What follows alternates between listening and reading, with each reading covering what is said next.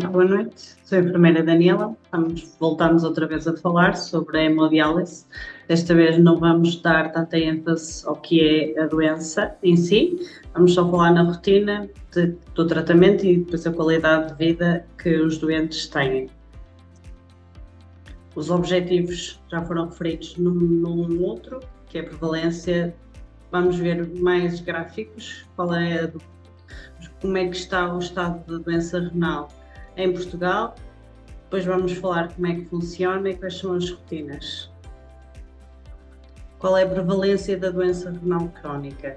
Já sabemos que são custos, porque é uma doença que infelizmente traz custos e não tem umas medidas tão preventivas, e 6% porque são todas comparticipadas pelo Estado, é 6% do orçamento de cuidados de saúde.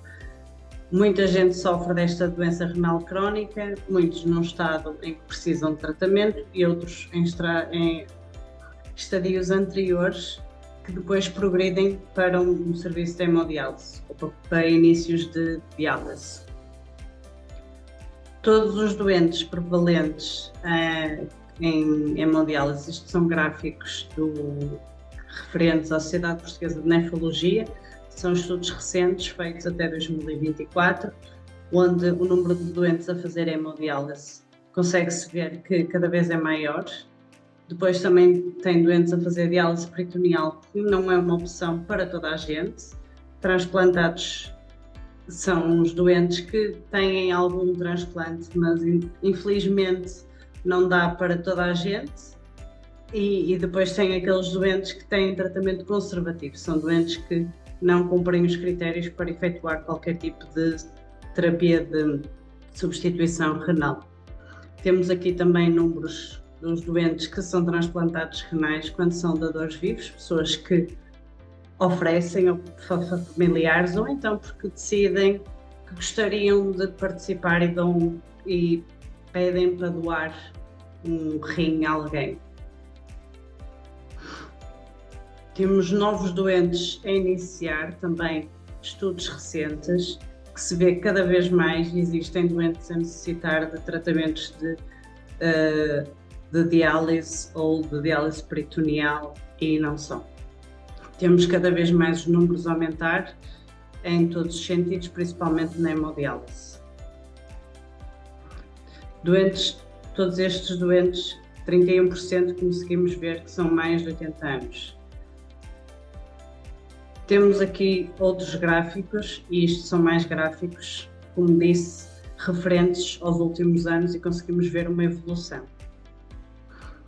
Em Portugal, isto é, na Europa, Portugal é um dos países, é o segundo país com uma incidência maior de doenças renais crónicos. À nossa frente tem o Chipre, depois tem logo Portugal. Conseguimos ver porque é os que estão mais a vermelho. Isto é um plano mundial, apesar de, obviamente, os Estados Unidos serem um país enorme e também terem uma grande incidência. Portugal, sendo um país tão pequenino, tem bastante incidência relativamente ao resto do mundo. A média dos doentes em hemodiálise, como tem vindo a aumentar, conseguimos ver pelas faixas etárias. Tem pessoas que começam muito novas, dependendo do tipo de patologias que tiverem, e outras que vão evoluindo e vão chegando ao que eles precisam de fazer. Temos as diferenças entre os homens e as mulheres. Normalmente os homens têm um aumento, têm mais homens a fazer diálise, às vezes patologias que atingem mais os homens do que a população feminina. Obviamente que algum tipo de patologias, como já tínhamos referido anteriormente, que induzem ou provocam, entre aspas, a doença renal crónica, dos diabetes, hipertensão, muitas que não se sabe bem o motivo pela qual, e depois tem aquelas que são doenças genéticas, doença poliquística e assim. Agora vou passar a palavra à minha colega Beatriz, que vai falar do resto.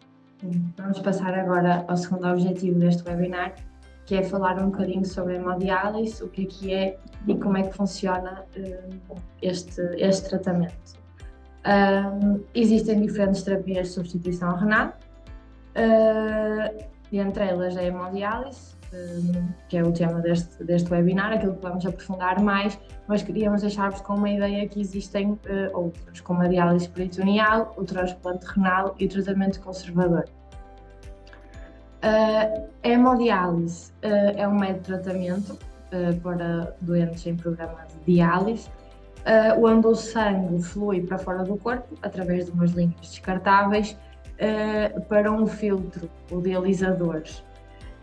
Neste dialisador ocorrem princípios físicos de ultrafiltração e difusão, que fazem com que se consiga retirar resíduos e excesso de líquidos, e o sangue purificado volta novamente ao doente.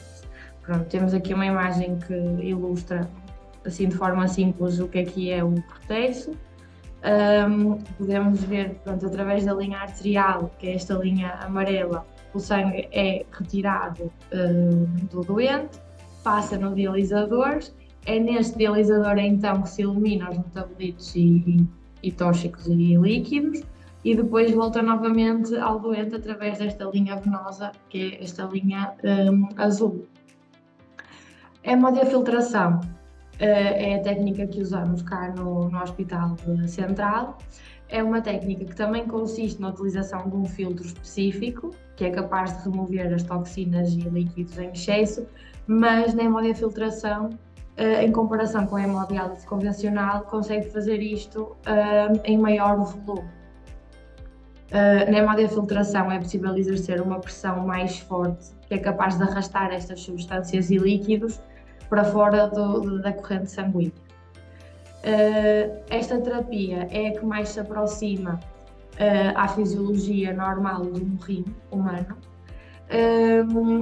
e conseguimos um maior conforto ao doente por não apresentar algumas complicações em comparação com a hemodiálise convencional. Durante o tratamento é normal que as tensão arterial baixe, que surjam dores de cabeça, náuseas, fadiga durante e após o tratamento, e a hemodiafiltração, como vimos, como é a terapia que mais se aproxima da função do rim humano, consegue diminuir então estas complicações. Aquilo que a evidência nos mostra é que a longo prazo esta modalidade de hemodiálise, a hemodiafiltração, a que cá utilizamos, é a que conduz a melhores resultados clínicos. Para poder ser realizada a hemodiálise, é necessário então um acesso de hemodiálise, um acesso vascular. E temos aqui os três que temos disponíveis, pronto, que é a fístula arteriovenosa, a prótese arteriovenosa, o enxerto, e o catéter venoso central. A fístula é o acesso permanente mais comum, aquele que mais vemos nos doentes hemodializados. Consiste, ela é realizada debaixo da pele, através da junção de uma veia e de uma artéria, e este procedimento vai fazer com que exista mais sangue a circular dentro dessa veia e que ela se torne mais forte, o que vai facilitar a introdução repetida de agulhas para os tratamentos, ou seja, 3 vezes por semana vão ser introduzidas 2 agulhas na fístula. Pronto. Geralmente podemos encontrar as fístulas na parte superior ou inferior do membro superior, portanto braço ou antebraço, ou também no membro inferior. Não é tão comum, é mais raro, mas também existem. O processo pelo qual a fístula passa de forma a ficar larga e forte o suficiente para que sejam introduzidas as agulhas, todos os tratamentos, chama-se maturação. E este processo demora em média mais ou menos 4 a 6 semanas. Portanto, isto não é uma coisa imediata, desde a sua construção até que se possa utilizar a fístula, demora mais ou menos 4 a 6 semanas. A prótese arteriovenosa ou enxerto é basicamente, pronto, compreende mais ou menos a mesma coisa, que é ligar uma artéria e uma veia, mas neste caso através de um material sintético. Podemos ver aqui na imagem mais à direita, temos então neste braço a veia, que está representada a azul, e a artéria a vermelho, e depois temos este segmento branco que une as duas, e isto é a prótese. O tal material sintético que se utiliza para criar esta união. Após a cirurgia, a prótese demora mais ou menos 3 a 4 semanas até que possa ser utilizada. É um bocadinho mais rápido que a fístula. E temos também, como acesso da hemodiálise, o catéter venoso central. É outra forma de acesso, e este utilizado mais de uma forma temporária e não permanente, como é o caso dos 2 anteriores. É um catéter de grande calibre, inserido diretamente numa veia, também ela de grande calibre, geralmente situada no pescoço, no peito ou na virilha. Temos aqui na imagem mais à esquerda então o exemplo do catéter, e este possui 2 ramos de conexão. O ramo por onde o sangue é retirado do corpo, que é chamado o ramo arterial, que é aqui o que tem a ponta vermelha, e o outro ramo, que é por onde o sangue limpo é devolvido ao organismo, que é o ramo venoso, representado a azul. Pronto. Para terminar aqui esta parte dos acessos de hemodiálise, nós queremos deixar alguns cuidados, porque tão importante como o tratamento de hemodiálise é a higiene do acesso vascular. E um bom cuidado com o acesso é fundamental para prevenir a ocorrência de infecções.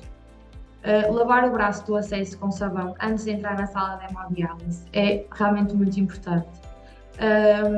Os enfermeiros, antes da punção, vão fazer uma desinfecção do acesso, mas é muito importante que antes de entrar na sala seja feita uma higienização com água e sabão.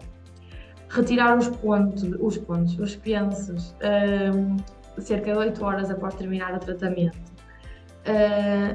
Quando o doente sai do tratamento, leva 2 pensos, um sobre cada local de punção, e é importante respeitar este tempo de forma a prevenirmos a ocorrência de infecções. Palpar o acesso vascular para sentir o frémito é também muito importante. O frémito é aquele tremor ou vibração que sentimos quando colocamos a nossa mão sobre o acesso, que nos indica o fluxo sanguíneo na fístula ou prótese. Portanto, a passagem de sangue é um dos indicadores que nos diz se a fístula está a funcionar ou não. É importante estarmos atentos ao frémito e verificar se existe vermelhidão, inchaço, dor ou aumento da temperatura na zona do acesso vascular. Qualquer um destes quatro sinais são de alarme, e é necessário contactar de imediato a equipa de hemodiálise para que se possa tomar as devidas medidas. Mesmo para terminar aqui os acessos, temos aqui um quadro cedido pela Sociedade Portuguesa de Nefrologia, referente ao ano 2023, que nos mostra a percentagem dos acessos utilizados durante esse ano. E pronto, como já tinha referido, a fístula arteriovenosa é o mais comum, é o mais utilizado, com 73,6%. Depois temos os catéteres Lumen duplo. Aqui neste caso, pronto, de forma temporária, não é? Foi utilizado para 18,7%, mas de forma temporária. Doentes que vão construir fístula ou que estão à espera que esta mature. Pronto. A seguir temos a prótese arteriovenosa com 7,6%, e depois aqui uma percentagem mínima de 0,05%, o catéter venoso central permanente. Como eu disse, estes catéteres são mais são utilizados mais de forma provisória, mas existem situações em que não há outro acesso possível, situações mínimas, isto são percentagens mesmo muito mínimas, em que acontece não haver outro acesso e que o catéter central é o acesso permanente do utente. Pronto. E termino aqui a parte dos acessos. Eu agora vou-vos falar um bocadinho sobre a rotina do doente na clínica de hemodiálise e, tendo em conta o que já foi dito, vocês verificaram que cerca de 1 a 10 pessoas em Portugal sofrem de doença renal crónica, portanto, que evolui ou não para a hemodiálise, um número muito pequeno evolui para isto, mas a percentagem de doentes que fazem hemodiálise em Portugal ainda é relevante. São cerca de 13 mil doentes, dados de 2024, que fazem isso. Portanto, ao longo do nosso percurso, tanto de profissionais de saúde como de familiares, de amigos, colegas de trabalho, vamos contactar com um doente que faz hemodiálise. E, portanto, é de extrema importância sabermos o que é que estes doentes, o que é que implica, que impacto tem na vida deles. E daí este é o grande tema deste webinar, é tentar alertar as pessoas que a vida destes doentes muda completamente, o dia-a-dia deles também muda e não é só o tratamento. O tratamento são 4 horas, são 4 horas 3 vezes por semana, mas isto implica muito mais tempo e muito mais alterações no dia-a-dia do doente. Portanto, eu queria-vos falar um bocadinho sobre isso. Portanto, são 3 vezes por semana, 4 horas, o tratamento efetivo.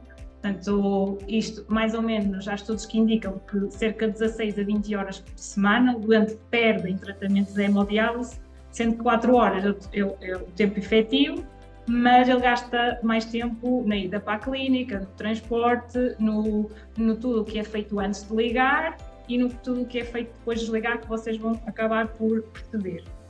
Portanto, isto é cerca de 1 dia por semana que o doente gasta só no tratamento. Tá? Isto tem um grande impacto na qualidade de vida e no dia-a-dia destes doentes. O doente vem para a clínica através de meios próprios ou de meios fornecidos pelo Sistema Nacional de Saúde, nomeadamente, por exemplo, os bombeiros, é comparticipado, mas há pessoas que preferem vir no seu veículo próprio, até porque a gestão ainda é um bocadinho difícil e às vezes os doentes perdem um bocadinho de tempo neste transporte, às vezes vêm um bocadinho cedo, porque é tudo uma gestão entre os transportes, entre a hora de entrar para a clínica e é um bocadinho difícil. Às vezes não conseguimos com que o doente esteja na clínica na hora de ligar, terá que vir um bocadinho antes e isso tudo é tempo em termos de dia-a-dia dos doentes. Normalmente os turnos são ou manhã, ou os intermédios, ou as tardes, ou as noites, também é dividido, em que os doentes entram cerca das 7 da manhã, isso será um turno, outro a partir do meio-dia, outro a partir das 17 e depois ainda temos a diálise noturna. A diálise noturna é feita em algumas clínicas, o número de doentes é menor e tem a ver mais com doentes que necessitam de diálises com débitos mais baixos, ou então doentes em que ainda trabalham, que para eles é melhor fazerem uma diálise onde possam dormir durante a noite e depois têm o seu dia completo onde possam, por exemplo, ir trabalhar. Os doentes chegam à clínica, ficam então na sala de espera, como conseguem ver. À hora de entrada entram para a clínica, para a entrada do tratamento, na entrada do tratamento. Habitualmente, quase todas as clínicas têm uns vestiários onde eles podem deixar os seus pertences, só entra para a zona de tratamento, regra geral, o que o doente precisa para que evitarmos também algum foco de infecção e num ambiente que tem que ser limpo do tratamento. Portanto, os doentes deixam casacos, malas, tudo o que não vão precisar na sala e entram. À entrada de cada sala de tratamento tem sempre um local onde o doente pode fazer a higienização do braço, da fístula, em caso de doentes que tenham fístula. Isso é fundamental para contribuir para o controle de infecção, nomeadamente através da fístula. Bem? Depois, posteriormente, há de fazer a desinfecção por nós enfermeiros, mas antes disso tem que haver sempre uma higienização do braço da fístula. A partir daqui é feita uma avaliação mais a nível também de controle de infecção, e isto foi adquirido um bocadinho até com o Covid, de maneira a controlarmos o foco de infecção no Covid, mas também conseguimos controlar aqui outros focos de infecção que o doente possa ter. Por isso, à entrada da sala de diálise é sempre avaliada a temperatura. Para despistar, se houver uma febre, o doente será avaliado primeiro antes de entrar na sala de tratamento para tentarmos perceber de onde é que poderá vir esta febre. A seguir, é pesado, o doente sempre que entra na clínica tem que ter um peso inicial, que é um peso do doente, para depois conseguirmos avaliar o peso que vai ser ultrafiltrado, ou seja, o peso que o doente vai retirar durante o tratamento de diálise, ou seja, o líquido basicamente que ele vai tirar, por isso é feita uma avaliação e, enquanto isso, nós, enfermeiros, equipa de enfermagem e auxiliares, já estamos dentro da sala a preparar o ambiente do doente. A preparação, a unidade do doente é composta por um cadeirão e um monitor de hemodiálise e este requer bastante tempo para ser preparado. Só para terem noção, ele tem que ser, a desinfecção dura cerca de 40 minutos, ou seja, 40 minutos uma desinfecção interna entre a doente e todo o espaço é desinfetado entre doentes. A preparação do monitor requer que a gente monte o monitor, que calibre a máquina com os dados daquele doente, que preencha as linhas e por isso isto ainda demora algum tempo entre sessões, também entre doentes. Depois de fazermos tudo isto fora, o doente entra então para a sala de hemodiálise, senta-se no cadeirão, coloca-se confortável e procedemos então a uma avaliação pré-início de diálise. Aqui o enfermeiro avalia as tensões arteriais, sintomas pré-hemodiálise, sobretudo sintomas de hipervolemia ou de mal-estar físico que o doente possa ter, para conseguirmos perceber, ou até sintomas de hipovolemia, ou seja, de que este doente até se calhar tem que alterar aqui um bocadinho o peso seco, que eu já vou explicar um bocadinho adiante o que é. A seguir, avaliamos o acesso, ou o catéter, como vimos, ou então a fístula. Tá bem? No caso da fístula, avaliamos tudo o que a minha colega já foi dizendo há bocadinho e procedemos à desinfecção dela. Tá bem? Posteriormente, vamos à máquina. Na máquina, nós já temos, na nossa clínica, nós temos um sistema já mais informático e temos um cartão onde já vêm os dados daquele doente. Por isso, há dados que ficam automaticamente na máquina, como o tempo da diálise, que é 4 horas, à exceção de alguns doentes que tenham alguma função renal, e nesses casos a diálise é menor. Temos casos de doentes, por exemplo, que fazem só 3 horas, mas isso é uma avaliação que é feita pelo nefrologista e pela necessidade do doente. De resto, outros dados, como sódio, bicarbonato, isso já está tudo prescrito pelo nefrologista e automaticamente fica na máquina. O que nós temos que avaliar junto do doente é o peso. O peso seco, então, é o peso do doente, caso o rim funcionasse de forma normal. Portanto, isso é chamado peso seco. O peso seco é o peso sem água, basicamente. Pronto. O peso inicial do doente é o peso com a água que ele acumulou ao longo do período que não fez diálise e como o rim não funciona, o líquido acumulou-se no corpo. Basicamente é isto. Nós calculamos isto como, na teoria, são 4% do peso do corporal do doente e conseguimos chegar a um valor que é o valor do peso que vamos tirar durante a diálise, ou seja, que é o ultrafiltrado. Este peso depois nós temos que também ir gerindo com o doente, porque há doentes que conseguimos tirar um bocadinho mais destes 4% e outros que não conseguimos. Pronto, e basicamente é isto. Depois de termos isto tudo programado na máquina, picamos o doente, colocamos uma agulha arterial onde há saída de sangue e uma venosa de entrada e então damos início ao tratamento. No início do tratamento, as linhas são preenchidas, o sangue passa no filtro, como estão a ver, a linha já está a ficar preenchida, preenche o filtro. O filtro, basicamente, é como se fosse o nosso rim. É lá onde há as trocas, é como se fosse igual, só que é um rim externo, basicamente. Mas as trocas são feitas a nível do rim, é a mesma coisa que se faz aqui a nível do filtro. Está bem? Pronto, o que é filtrado? Sobretudo, componentes tóxicas, né, do organismo e a água, está bem? Desde potássio, sódio e outros componentes que o nosso rim faz de forma natural, mas nestes doentes não o faz. A partir daqui, do sangue estar totalmente na máquina, inicia às 4 horas de diálise. Só aqui é que o doente começa o tratamento, está bem? Só aqui é que começam as 4 horas de tratamento. Portanto, ele já perdeu um monte de tempo até aqui. Daí aquele timing e aquele tempo todo que ele gasta por semana no tratamento. Durante o tratamento, a nossa cá é constituída por enfermeiros que estão juntos do doente e gerem o tratamento e vigiam o doente, também ao longo da diálise. Temos um médico residente que também nos ajuda neste assunto, de estarmos a vigiar o doente durante a sessão. Temos um nutricionista que também passa por cá para falar com os doentes, um psicólogo que também é extremamente importante e cada vez mais na gestão da doença renal. Temos também as nossas auxiliares, a assistente social e ainda temos uma administrativa que nos gera aqui um bocadinho a parte da clínica e se estiver necessidade de fazer trocas de turnos e etc, onde tem que se fazer a otimização de algumas coisas, ela ajuda nessa parte. Por isso, a equipa é uma equipa multidisciplinar que trabalha com um sentido que é ajudar o doente e ele ter a melhor qualidade da vida e conseguimos gerir de maneira que ele se sinta bem.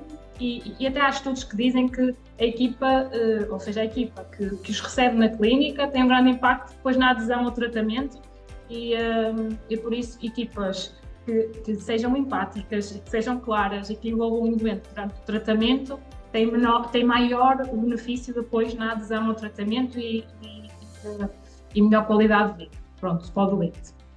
Durante o tratamento, então, nós avaliamos uma série de coisas, desde o PSC, conseguimos ver o que é que o doente já filtrou, quanto tempo falta, como vê aqui na imagem, através de um sistema informático, conseguimos ter acesso a esquemas, a gráficos de pressão arterial, ver se há alguma queda ou não da pressão arterial, que nos indicam um dos principais sintomas intradialíticos é a hipotensão, portanto é um dos nossos focos principais, é um bocadinho aqui por aqui a hipotensão e outros sintomas, mas este é o mais marcante, que eles têm com mais frequência.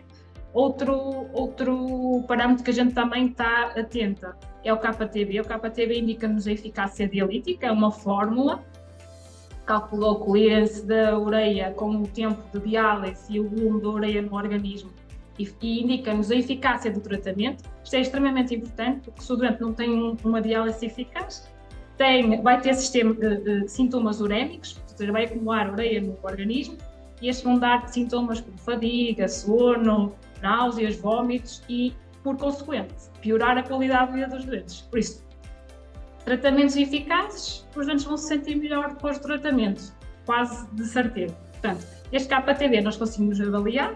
Nós aqui na clínica temos um padrão de 1.3, tudo que seja superior à partida a diálise foi eficaz. Quedas de KTBs, às vezes indicam-nos assim, disfunções da fístula, a fístula que não está bem e que terá que ser observada, ou então o doente até precisa de um débito de bomba, ou seja, de dialisar mais sangue, e etc. Sabe? Por isso é uma das coisas que os enfermeiros e nefrologistas e médicos estão um bocadinho assim atentos durante também o tratamento. Depois conseguimos ver outros dados como o volume de sangue, as pressões a nível das agulhas, ou seja, se as agulhas estão bem colocadas ou não. Nós temos pressões arteriais e venosas, conseguimos ver isso e montes de outras coisas que tínhamos aqui muito tempo para falar. Nós também, como conseguimos ver isto neste sistema informático que eu vos falei no computador, nós também conseguimos ver estes dados todos na máquina, está bem? E o doente, vocês a imagem à esquerda, o doente consegue ter sempre este ecrã virado para ele e consegue ter noção do tratamento dele. Nós, aqui na clínica, gostamos muito de envolver os doentes e temos sempre este ecrã virado para eles, porque eles aqui conseguem ver o tempo que falta, conseguem ver as suas tensões, conseguem ver quanto peso é que vão tirar, quanto peso é que já tiraram, e eles gostam muito disto. Sentem-se envolvidos e acho que até conseguimos envolvê-los e melhorar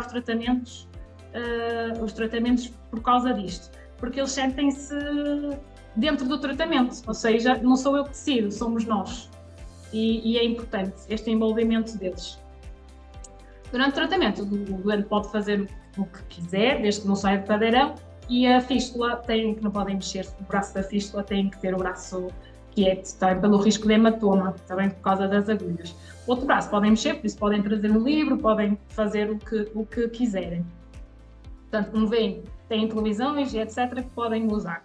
durante o tratamento também é fornecida uma refeição e também temos algumas medicações intradialíticas, que também é outra coisa que podemos falar muito desde as epoetinas, porque são ao tratamento assim, epoetinas e ferros são muito usados durante o tratamento por causa da função do rim, que tem uma função de produzir a eritropoetina, que ajuda aqui na formação dos glóbulos vermelhos. Normalmente o doente renal crónico da hemodiálise normalmente tem anemia e é muito usada a epoetina durante os tratamentos por causa disso. Porque primeiro, a eritropoetina não é produzida pelo rim, logo os glóbulos vermelhos não são produzidos como deviam ser. E depois, também há sempre perda de sangue durante os tratamentos, porque quando tiramos as linhas vêm sempre com um bocadinho de sangue e depois há sempre perda de sangue no doente. Depois há outras medicações, também intradialíticas, que têm a ver com o rim, mas que eu não vou alongar, porque senão vamos perder algum tempo e eu queria deixar algum tempo para falarmos também no fim. Mas temos, por exemplo, também o rim também produz o calcitriol e por isso nós também damos algumas medicações nesse sentido, que ajudam no metabolismo do fósforo e do cálcio. Pronto, são medicações a nível renal, ou seja, para substituir a função do rim, porque o nosso rim não só filtra água, filtra outras coisas e produz outras que nos ajudam aqui a ter o metabolismo do fósforo, do cálcio, a produzir glóbulos vermelhos, a controlar tensões. O rim é muito mais do que filtrar água e produzir urina, basicamente, por isso é nesse sentido. Pronto, quando termina as 4 horas nós desligamos o doente e requer que a gente volte a ver as tensões, volte a ver se o doente sentado está hemodinamicamente estável, se está tudo ok para ele poder ir embora, se está assintomático, tem nenhum sintoma que nos levam a crer que há aqui alguma coisa que não está bem, e procede-se a hemostase. A hemostase também é um bocadinho demorada, porque temos uma ligação numa artéria com uma veia, precisamos de alguma pressão, por isso as hemostases normalmente duram cerca de 10 minutos, por isso ainda é mais algum tempo após as 4 horas que o doente tem que ficar. E no fim do tratamento voltamos a avaliar o peso para vermos se o doente vai no peso seco ou não, e se não for, se tem algum sintoma que necessite, por exemplo, fazer uma sessão extra de hemodiálise, ou se que tenha que ter algum cuidado em casa, por exemplo, fazer mais uma restrição de água ou não, e pronto, e damos esse feedback também ao doente. E pronto, o doente depois sai, espera pelo transporte e vai para casa. Neste último slide, podemos falar, e assim de uma forma rápida, o tratamento é importante, gastam muito tempo, mas tudo o resto também é importante no doente renal crónico, que não é só o tratamento em si que interfere na qualidade de vida destes doentes. Pronto, e eu acho que a qualidade da vida deveria ser agora um assunto que devia ser mais focado nas clínicas de hemodiálise, porque a diálise não é assim tão recente. O primeiro tratamento de diálise, salvo erro, foi feito eu tinha alguns nas minhas folhas. O primeiro foi em 1945, a primeira fístula em 1966. E, entretanto, só em 1970 é que a diálise começou a surgir com frequência e começou a abrir depois clínicas e outras coisas. Portanto, a diálise em si tem 50 anos, porque antigamente as doentes precisavam de hemodiálise nem sequer não tinham tratamentos. Portanto, desde aí que foi focado nas máquinas e no tratamento em si, e chegámos a um topo que os tratamentos são tratamentos que têm poucos sintomas intradialíticos, cada vez mais o doente sente-se melhor quando sai daqui, mas acho que nos desfocamos um bocadinho na qualidade de vida do doente e tudo aqui envolve o doente além do tratamento. Portanto, acho que isso é um foco que devemos ter atenção e por isso trouxe este slide só de uma maneira assim muito rápida. Isto é tudo que pode interferir e outras coisas na vida do doente. Por isso o trabalho, há doentes que têm que deixar de trabalhar porque aquele trabalho não dá para fazer quanto faz hemodiálise, outros conseguem trabalhar, tá bem? Mas trabalhos assim, por exemplo, eu lembro-me agora de uma questão de um doente que ele até é motorista de pesados e fazia longas viagens assim, longas e teve que deixar de trabalhar, portanto tem que ser aqui otimizado. Depois a própria família, ter menos tempo para a família e para os amigos, para a sua vida social, os sintomas de pós-diálise, sentir-se mais cansado, ou não ter essa vontade para então estar com a família ou ter essa vida social, a ansiedade. Naquele primeiro ano, quando começam a diálise, estão sempre muito ansiosos porque é uma novidade, é tudo uma gestão. Depois a restrição hídrica, que também é feita. Os doentes de diálise normalmente só podem beber cerca de 500 ml de água a dia. Depois isso é otimizado consoante a sua diurese, ou seja, o quanto é que ainda urinam, porque há doentes que fazem diálise que ainda urinam bastante e por isso podem ter aqui uma gestão maior dessa parte. A dor, as fístulas, as primeiras punções causam alguma dor aos doentes e alguns hematomas, que fazem com que também seja aqui um bocadinho um fator de ansiedade para o doente. A autoimagem, por causa da fístula, do catéter, às vezes altera aqui um bocadinho a imagem e a percepção deles sobre eles. O fator de acharem que são mais dependentes, de necessitarem disto, ou seja, eles não vivem sem isto, portanto, eles para ir de férias têm que programar a vida não sei quanto tempo antes, porque têm que ter uma clínica no Algarve. Agora vou de férias para o Algarve, não preciso, vou amanhã. E eles não, eles têm que programar, arranjar uma clínica antes para conseguirem ter acesso a isto. Pronto, e pus aqui a equipa multidisciplinar porque acho que a equipa ajuda muito aqui nesta parte e a gerir tudo isto com o doente e por isso também a melhorar a qualidade de vida destes doentes. Portanto, por isso, dou acho que por terminada aqui esta parte